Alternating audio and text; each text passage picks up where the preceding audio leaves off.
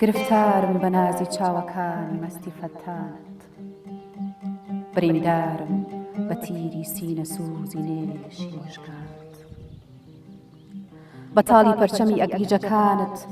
غارەتت کردم، دڵێکم بوو ئەویشت خستە ناو چاهی زەنەختات. بە قوربان عاشقان ئەمڕۆ هەموو هاتوونە پابۆست، منیش هاتم بفەرموو بمکوژم بمکەنە قوربانت. تەشەکر واجبە بۆ من ئەگەر بمرم بە زەخمی تۆ، بە شەرتێ کفنەکەم بدروی بە تای زوڵفی پەرێشات. لە کوشتن گەردنت ئازادەکەم خۆت بێیتە سەر قەبرم، کە ڕۆژی جومعە بمنێژی لە لای نەعشی شەهیدات.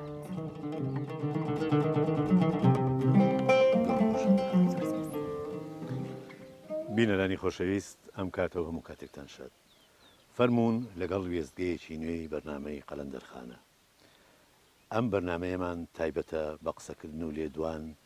لەسەر شێعرەکانی یەکێک لە ئافرەتە شاعیرەکانی لە مێژووی کورددا دەربەنن کە ئەویش ماحشەرەف خانمە کە ناسراوە بە مەستورەی ئەردەڵانی. بۆ ئەم بەرنامەیە میوانداری بەڕێز مامۆستا کامیل بۆکانیمان کردووە بۆ قسەکردن و لێدوان لەسەر شێعرەکانی مەستورەی ماحشەرەف خانم. بەخێربی مامۆستاجان. هەروەها میوانداری بەڕێز مامۆستای میوزیسیان کاک ئاراس کۆییمان کردووە کە بە ئامێری عود بەشداریەکە لەگەڵمانە، بێگومان لەگەڵ هاوکارم خەندەخان. مامۆستاجان، وەکو مەستورەی ماحشەرەف خانم بێگومان زانیاری کەمە لەبارەیەوە، ئەوەشی کە لە شێعرەکانی ماوەتەوە لەوانەیە بە بابەتەکان و شێعرەکانی زۆر زیاتر بن، ئەوە ژەرکەمی ماوەتەوە.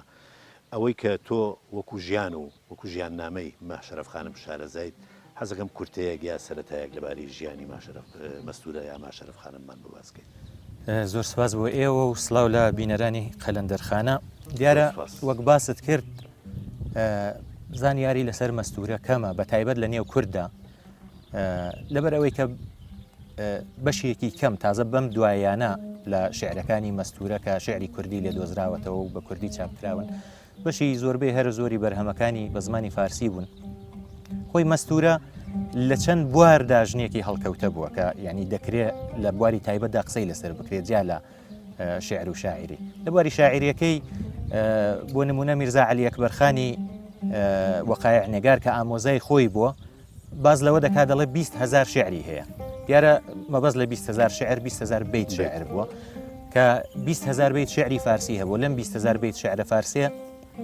تقریبا 74 ساڵ لەمەوبەر یەکەم جار 2000 بیت شعری چاپ کراوە شعرە فارسیەکانی. شعری کوردی تا ئەم ساڵانەی دواییش لەبەردەست نەبوو. بەم دوایانە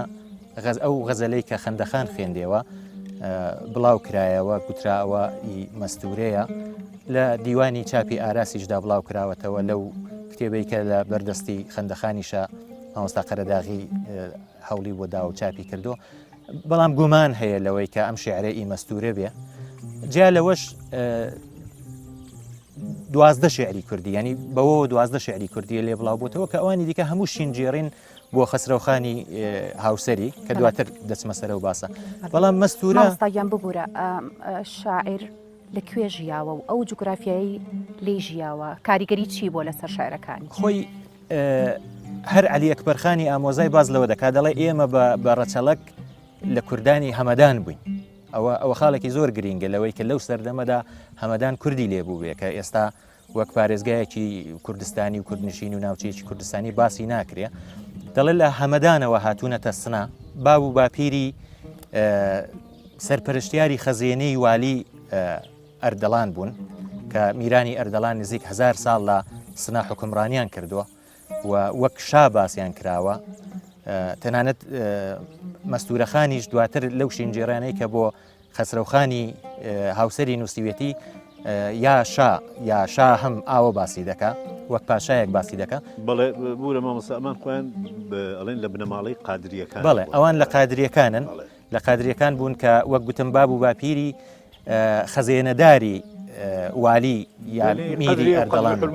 قەدر و حرمەتیان هەبوو خانەوادەیەکی بنەماڵەیەکی ناسرااو بوون و هەر لە منداڵیەوە مەستوریان ناوەتە بەرخوێندن لەو سەردەمەدا ئەمە زۆر کەم بووە لە ڕۆژهەڵاتی ناوەڕاستیش ئافرەت تا ئەم ڕادەیە بنێردرێتە بەرخوێندن و مەستورە جیا لە خوێندنی باوی ئەو کات کە گوڵستان و بوستان و ئەدەبیات و فێربوونی زمانی فارسی و ئەوانە بۆ لە شەرعی شارەزایەکی زۆری پەیدا کردووە لە خەتدا ئافرەتێکی بەناوبانگ بۆ خەتنووس و خەتخۆشێکی بەناوبانگی ئەو سەردەمە بووە لە زۆر زانستی ئەو کاتدا یەک لەو شتە ناوازانەی کە وەک گوتم مەستورەی پێدەناسرێتەوە مەستورە ڕەنگە بەدەگمەن ژنی کورد و ژنی ئێران و ڕۆژهەڵاتی ناوەڕاستیش بێ کتێبی لەسەر شەرع نووسیوە. مامۆستاگیان دیارە باوکی مەستورە ئەبولحەسەن بەگی قادر زۆر تەسیری هەبووە تەسیری هەبووە لەسەر مەستورە زۆر و هەوڵی داوە کە کچەکەی کچێکی ڕۆشنبیر و بوێر دەرچێ بەڕای بەڕێستان کاریگەری باوکی لەسەر مەستورە چی بووە؟ بە دڵنیایەوە باوکی خۆی ئەو بنەماڵەیەکی ڕۆشنبیر بنەماڵەیەکی خوێندەوار بوون بنەماڵەیەک بوون هەم لە ناو دەسەڵاتی کوردیدا هەم لە ناو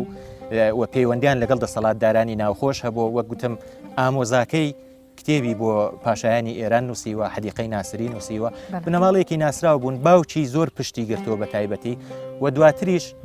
کەشوو بە خسرەوخانی ئەردەڵان دەکات لە شعرەکانی خۆی ڕادیارەکە خسرەوخانیش پشتی گرتووە و هانی داوە و تەنانەت من نمونەیەکم دیاری کردو لە شعرێکی خۆیدا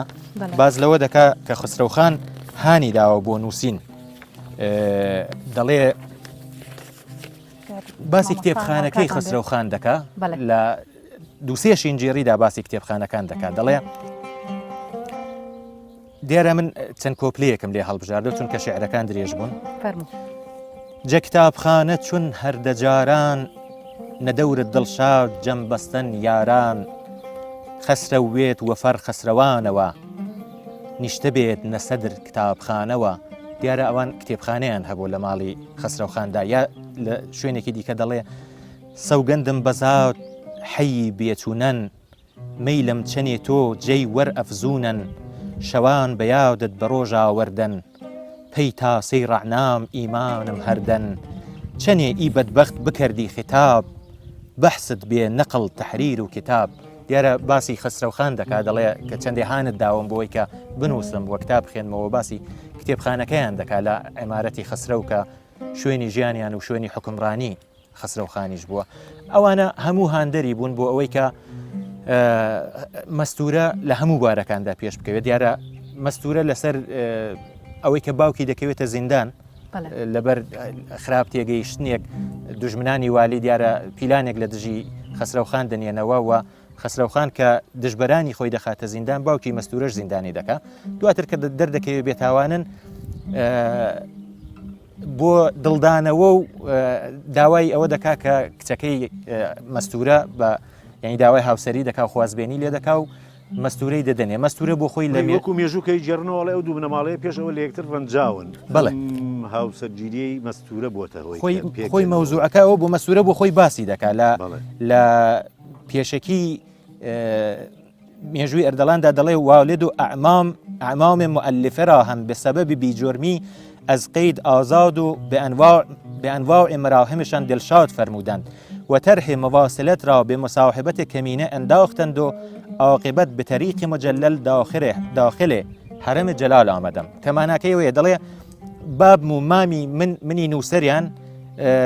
بەهۆی ئەوەی کە بێتاوان بوون لە زیندان بەردا و بۆی کە دڵیان بەدەست بێننەوە پێشنیاری زەماوەند و ئەوەیان لەگەڵ مندا و ئەوە بوو بەهۆی ئەوەی کە من بە شێوەیەکی زۆر مجلل وەک بۆ خۆی باز دەکا بە شکۆ بچمە ناو حەرەمی خسرەوخانەوە و ئەوەش دەبێتە سەرەتای ئەوەی کە مەستورە زیاتر دەردەکەوێت مەستورە لە شعرەکانی دیکەشدا باز دەکا کە لە حکمڕانی و لە مەجلیسی بەزم و مەجلیسی خسرەوخاندا بەشدار بووە کاتێک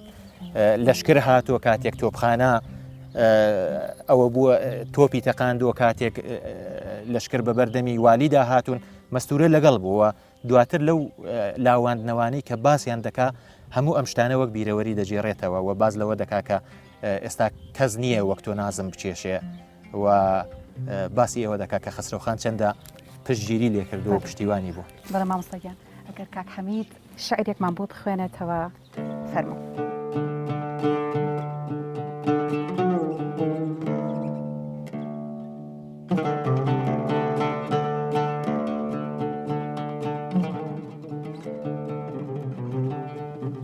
فەڵک وە بەختم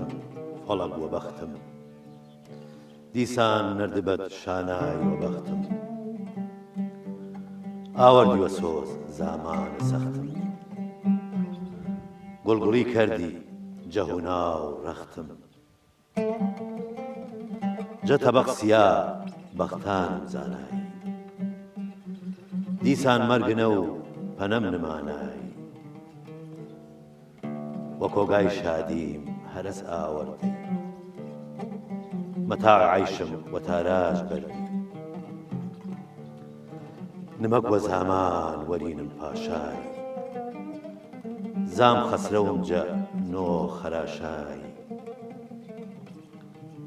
چەنگ وستی نەتۆی زامە کۆنە و نۆ زامە والیدم ئاوەردی وە سۆ جەهونا و دڵ کردی غەڵتانم نمانای پەنەم مەرگە سوڵتانم فەڵک تۆ چون من خاتر حەزین بای سەرنگون و خوار خەستەی غەمگین بای. دەم خۆش کاک حەمید دەستت خۆش بێت. دەست خۆش مامۆستا ئارازگیان. مامۆستاگیان مەستورە هەر وەک چۆن محەممەد علی قەرەداغی لە پێشکی دیوانەکە ئاماژە بەوە دەدا دەڵێ کە مەستورە گۆی هوەری لە بواری شعری شیوەندا ڕفاندووە. ڕای بەڕێزت چییە لەسەر ئەمە؟ خۆی ئەوە یەکێک لە خاڵە دیارەکانی شعری مەستورەیە کە تەنانەت مەستورە بە خەنسای کورد ناوی براوە. خەنسا دیارە ژنە شاعرێکی عەرەب بوو لە سەردەمی سەرەتای ئیسلامدا شعری مەرسی و پرسەنامی زۆری بۆ براکانی نووسیوە. خەنسا ئەوەندەی شینجێری بۆ براکانی کردووە کە ناوبانگی دەرکردووە تەنانەت دەڵێن دوای ئەوەی کە دەبێتە مسلمان پێغەمبەری ئیسلام داوای لێ دەکات دەڵێ بنووس شعر بهۆنەوە و منعی ناکا لەم شینجێڕیانە و لەو شعر هۆنەوانەی. مەستورە وەک خەنسای کوردیش ناوی هاتووە تەنانەت لەو شعرش کە نالی بۆ مەستورەی نووسیوە مەستورە لە دیوانەکاندا وا چاپ کراوە. ویستم ئەوە بابەتێکی زۆر گرنگە بین قسەی لەسەر بکەین. ئەم شعری کە نالی بۆ مەستورەی نووسیوە دیارە نالی پەیوەندی خۆی هەر پەیوەندی شخصی بەخۆی بە خسرەوخان و بە مەستورە بۆ بنەماڵەوە بووە لە ئێرانە. ڕاستە من جارێ بە ئەو باسەتەوە بکەم لە بابەتی خەنسادا خۆی لە دیوانەکاندا ئەوەی کە مامۆستا عەبدولکەریمی مدەڕس و کاک فاتیح و کاکە حەمید مەلاکەریم ساغیان کردوتەوە ئەم شعرە وا دەست پێ دەکا مەستورە کە حەسنا و ئەدیبە بە حیسابێ. بەڵام من پێم وایە ئەم حەسنایە دەبێ خەنسا بێ. یعنی نالی بتوێتی مەستورە کە خەنسا و ئەدیبە کە وە گوتویانە مەستورە خەنسای کووردە لە لاواندنەوەدا و لە شینجێڕیدا نالی ئاماژە بەوە دەکا ڕەنگە ئەمە لە هەڵەیەک لە خوێندنەوەدا بوو بێت چەند پیت نقطەیەک خاڵێک ئەم لا ئەولا کرابێ بە حەسنا خوێندرابێتەوە. بەڵێ نالی دیارە لە سەردەمی خوێندنیدا سەردانی ڕۆژهەڵاتی کوردستانی کردو لە سنە ماوەتەوە چۆتە مەهاباد و لە سنەژ لە سەردەمی حکومڕانی ئەردەڵانەکاندا بووە پێش ئەوەی کە خسرەوخان نەمێنێ و دواتریش لە کۆتایی تەمەنی مەستورەدا ینی 12-13 ساڵ پاش کۆچی خسرەوخان ساڵی ئاخری تەمەنی مەستورە دەچێتە سلێمانی و لە باشووری کوردستان دەبێت. من ویستم هۆکاری هاتنی وە سلێمانی پاش کۆچی خسرەوخان والی نوێ لەگەڵ بنەماڵەی ئەردەڵانەکان کێشەیان دەبێت. خۆی کێشەکە بەڕادەیەک دەبێت کە ئەردەڵانەکان دەکەونە ژێر گوشارێکی زۆر بنەماڵی ئەردەڵان و کەسانی نزیک لەوان. خۆی مەستورە لە کتێبەکەیدا ئاماژە دەکات دەڵێ ڕەزا قولی خان هەموو خزم و کەسی کۆ کردەوە و ڕاوێژیان کرد لەسەرەوەی کە چ بکەین. سەرنجام بڕیاریاندا کە وڵات بەجێ بێڵین و بڕۆین بەرە ویلایەتی بابان بچین پەنابەری نەبەر ئەوێ و لەوێش دیارە خزمیان هەبوو خۆی هەر باسی ئەوە دەکات دەڵێ ئامۆزاکەمان هات بۆ پێشوازیمان و لە ناوچەی سەرکەت ماینەوە کە دەبێت گوندێک بوو بێ لەو ناوچەیە و سەرگەت لە ناوچەی هەورامانە لە ناوچەی سەرگەت ماونەتەوە و ئیتر ساڵی کۆتایی تەمەنی مەستورە لەو ناوچەیە بووە هێندێک دەڵێن کە لەوێ نەخۆش دەکەوێت لەو ناوچەیە نێژراوە هەندێک ڕەوایەتی لە هێندێک کتێبدا دەڵێن گوازراوەتەوە بۆ نەجەف من پرسیارێکم هەیە لەسەرەوە ئافرەتێک 200 ساڵ لەمەوبەر ئەم هەموو توانایی هەبوو بێت یعنی ئایا وەکو ئەدەبی کوردی ئەمە ناتوانین بڵێن ئەمە کوڵێن فینۆمینەن یعنی دیاردەیەکە بەڵێ بۆتە دیاردەیەک لەوە دەرچۆکەوە شاعیرێک یاوەکو ڕۆشنبیرێک یاوەکو خوێنەواری بەڵێ بەدڵنیایەوە مەسوورە وەک باسم لە هەر سێ بوارەکەدا هەم ئەدەبیات هەم شەرع هەم مێژوو بێوێنەیە و دیاردەشە بەڕاست لەو سەردەما کەم هەبووە پیاویش کە هێندە بتوانێت ڕاست دیارە مەستورە کاریگەری هەبووە لە سەر ئەو ئافرەتانەی دەوروبەریشی بۆ نمونە لە دیوانەکەدا ناوی سوڵتان خانم دێت ئەگەر بەڕێزت پێمان بڵێ سوڵتان خانم کێ خۆی سوڵتان خانمیش لە وەک بزان خوشکی خسرەوخان بووە کە ئەو دیارە زۆر ئەوەیە لاوانەوەیەکی دوای کۆچی دوای سوڵتان خانم نووسیوە و پێی هەڵدەڵێ و باسی ئەوە دەکا کە چۆن ئێمە پێکەوە بووین و چۆن ئەتۆ هاودەمی من بووی و چۆنت پشتی من گرتووە و دیارە لە ژنانی بەناوبانگی بنەماڵەی ئەردەڵان و میرانی ئەردەڵان بۆ سوڵتان خانم کە تا دوایین ساتەکانی ژیانیشان لەگەڵ مەستورە هەرپێکەوە بوون مەستورە خۆی 3 ساڵ هاوسەری خسرەوخان بوو و خسرەوخان جوانەمەرگ دەبێت و مەستورەش کە 13 ساڵ دوای کۆچی دوای خسرەوخان دەژی ئیتر هیچ هاوسەرێکی دیکەی نەبووە و هەر لەگەڵ بنەماڵەکەشی ژیاوە و لەگەڵ بنەماڵەی میرانی ئەردەڵان ژیاوە و ئەمەش یعنی دیارە خۆشەویستێکی زۆری بۆ بنەماڵەیە هەبوو کە پشتیان گرتەوە هانیان داوە و یارمەتیان داوە و بۆیش ئەم شینجێڕێشی بۆ ئەو نووسیوە خەندەخان ئەم شعرەی کە هەر بە شێوە زمانی خۆمان نووسیوێتی شعرێکی ئاینیە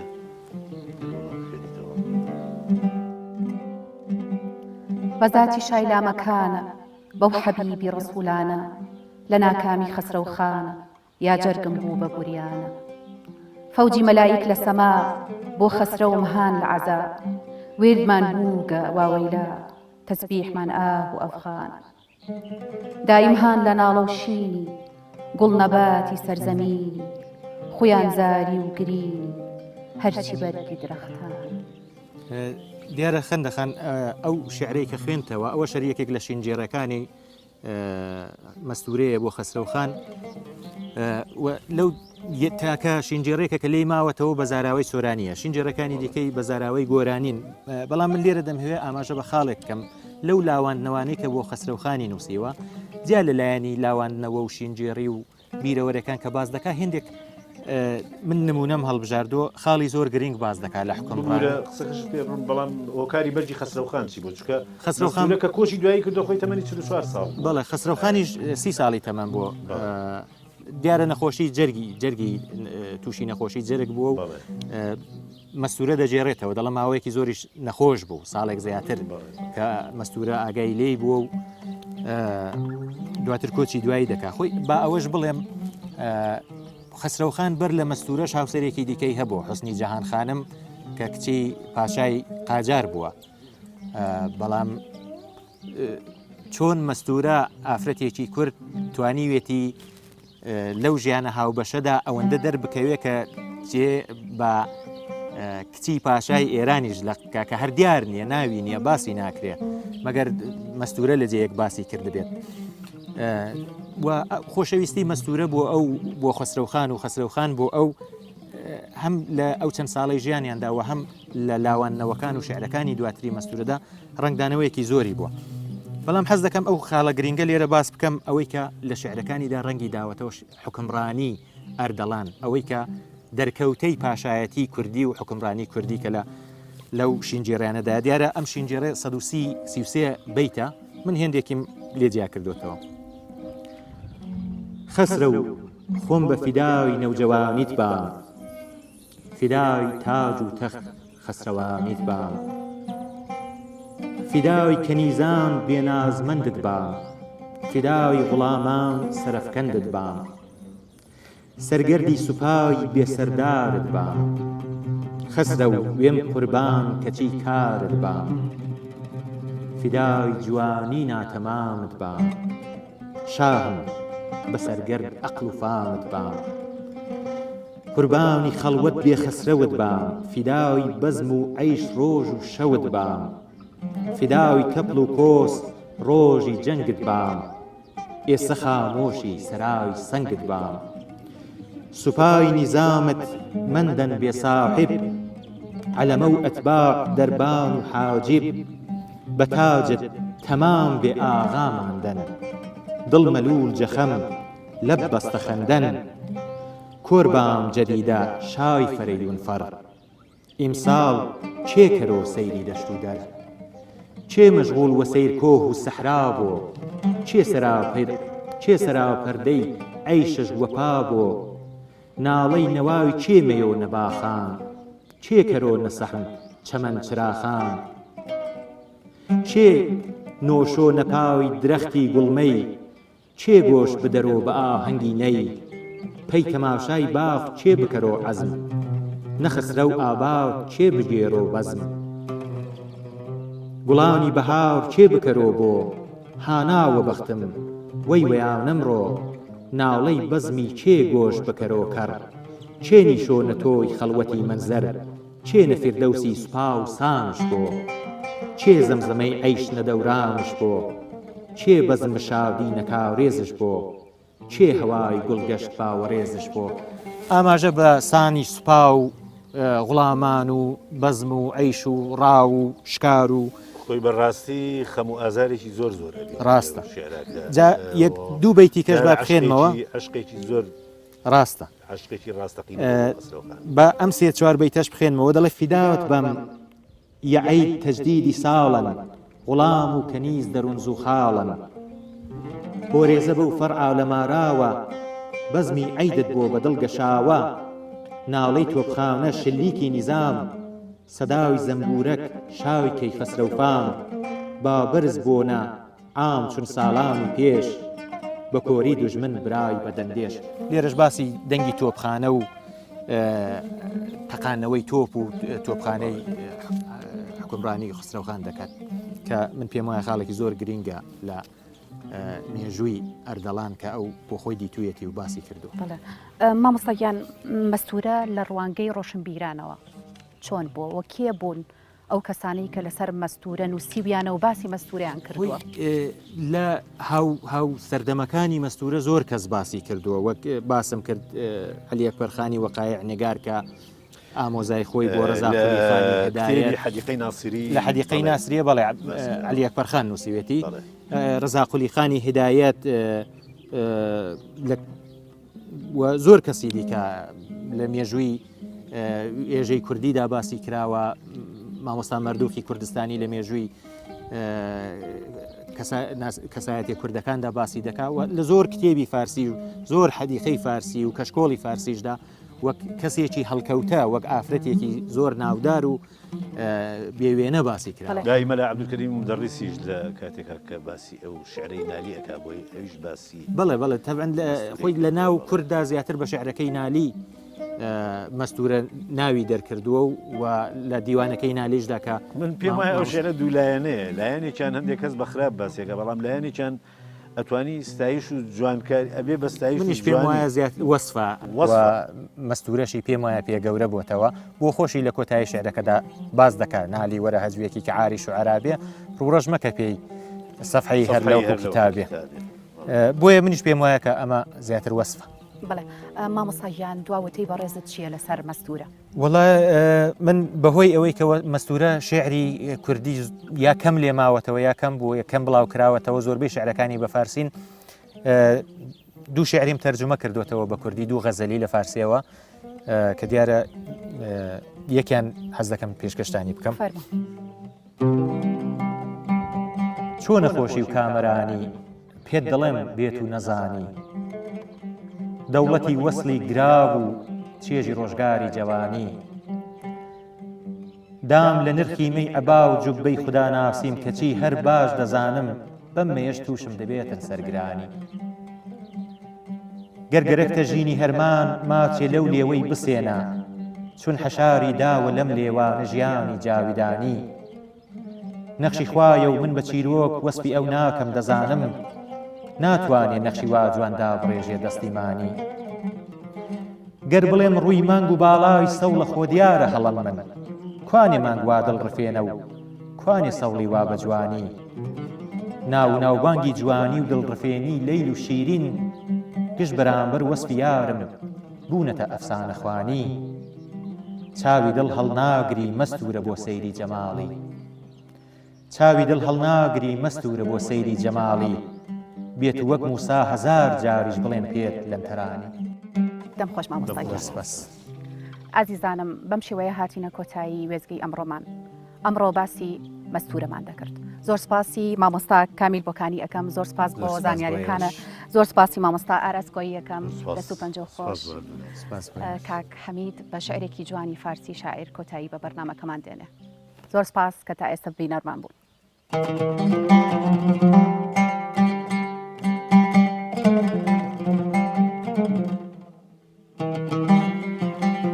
به زلفت دل نپیوندد اگر دیوانه‌ای کمتر گر از شمع رخت دوری کنم پروانه‌ای کمتر ز کویت رخت بربستم زهی بخت تو سیمین بر که غوغا گم شد و در حضرت افسانه‌ای کمتر کنارت چون ز بزمت درگزیدم ماهوش میگو بس است آلودگی ها ساکن کاشانه‌ای کمتر ز چشم مست جانان بس خمار آلوده‌ام ساقی بیا از روی رحمت این دمم پیمانه‌ای کمتر به مویت گشت کاسد از صبا بازار عطاران به زلف مشک بیز و ای سر و سیمین شانه‌ای کمتر ز عشقت بستم ناله و فغان دو لب آری ز مستان محبت ناله مستانه‌ای کمتر به مجنونان سروش از رحلت مستوره چون گوید همی گویند وه وه در جهان فرزانه‌ای کمتر